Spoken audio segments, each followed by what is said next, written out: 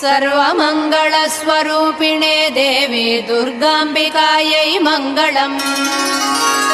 मङ्गलम् कनकाम्बरधरे मङ्गलम् विजयाचलवासिने। सर्वगुणसम्पूजिते देवी नित्यम् भवतु मङ्गलम्। वरदाभयहस्ते भवानी निखिलेश्वरी। बाला त्रिपुरसुन्दरी देवी नित्यम् भवतु मङ्गलम्।